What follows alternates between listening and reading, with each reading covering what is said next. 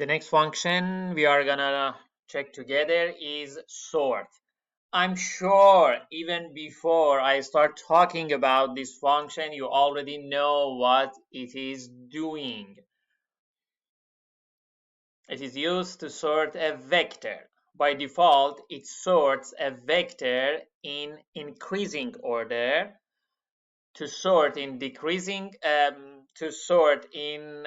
descending order, add a decreasing parameter to the sort function. It's quite a simple function, and it is the syntax. So you put the vector that you want to sort here, and if it is false, so it's gonna be ascending, increasing, and if it is true, it's gonna be the other way. And by default, it is, as you can see here, it is increasing. So it means that by default, it is false. Let's do an example together in R. Okay, to sort it, first we need to have a vector. So make the vector A. I'm going to make it with sample. Sample 5. And size, let's put it 10. And replace true. And let's go with the similar probabilities. So when I run it, I get A, and after that, I also run A to get the results. Okay, it is the one that we have, and now we are going to sort it. And there are some points that I'm going to all show you here.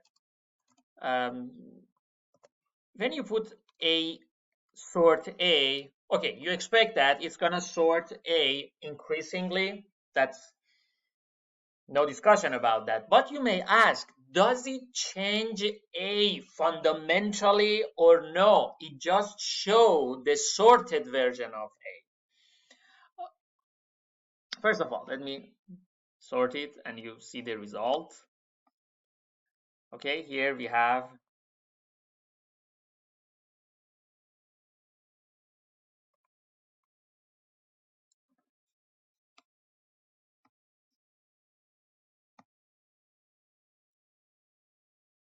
I didn't type S.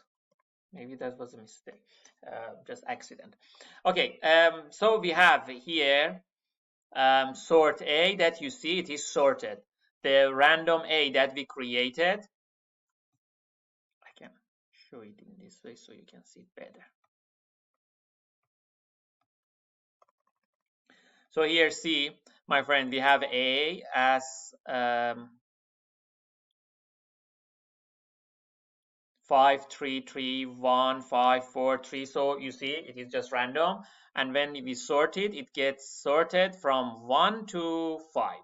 But you may ask, is A now changed or no? It is the same as before. It is it doesn't change the original variable. Okay, I'm telling you that it doesn't change the original variable.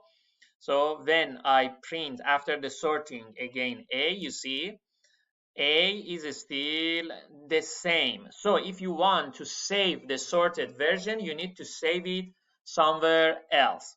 Okay, another thing, so we have here sort A, and let's sort it now decreasing. So I put sort A and decreasing. This time is gonna be true.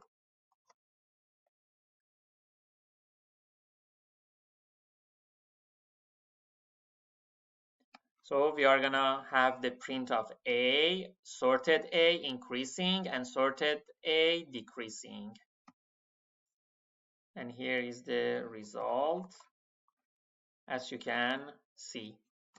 Pretty simple function, but quite helpful with the problem solving that, as I have already given you the heads up, next week we are gonna do one of them. We have here another function, length function. Length function is to get the length of a vector. You have noticed that the type of functions that we are reviewing together, my friends, are some sort of wrapping up the topic of introduction to R. And one of them is length function that, again, it's gonna be helpful in many of the codes you will make in future in R. It gives you, the syntax is pretty simple, and you put the length, and the vector that you want to get the length of is x. The reason I put it here for you, because there are many functions that can help us with programming, and you can figure out about them while you are programming just by Googling. But I have noticed at first students get into problem in getting the length of the vectors, although it is very simple. I'm going to show you now why in RStudio.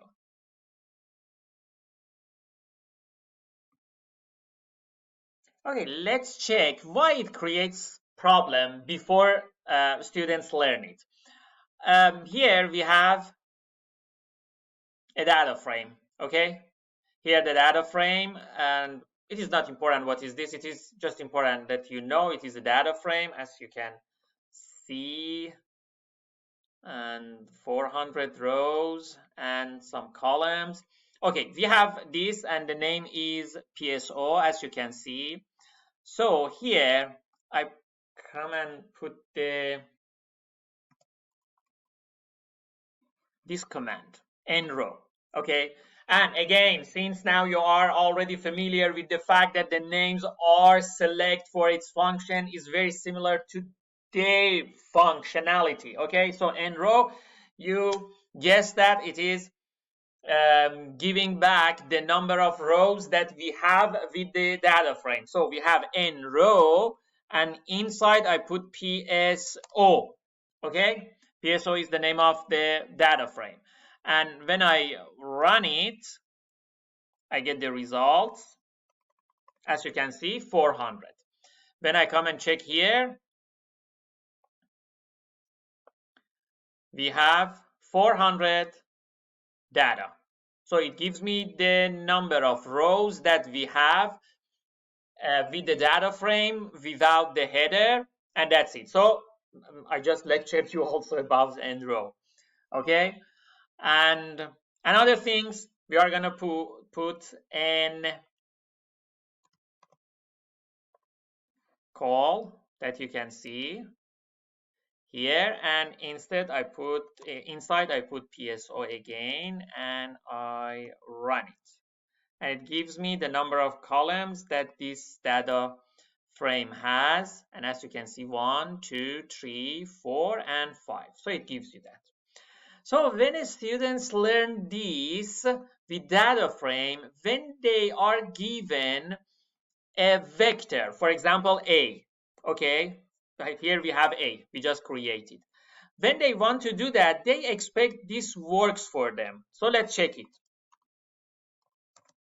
Nrow, and it put A, and because you have noticed that vectors are very usable, they can be used with many of the commands and functions that we have introduced so far. So I run it and see the results. It gives the result null. It confused them. So they go and they want to calculate the number of columns that there is with the vector. So they put ncall, and I have seen it many times. They are getting confused about this. So this time I decided to add it to this topics that we are covering. So I go for that. So even when I ask about the number of columns, the result that it gives is null, as you can see. Okay, so the answer to this question is that nrow and ncall cannot be used with vectors. They are for data frames.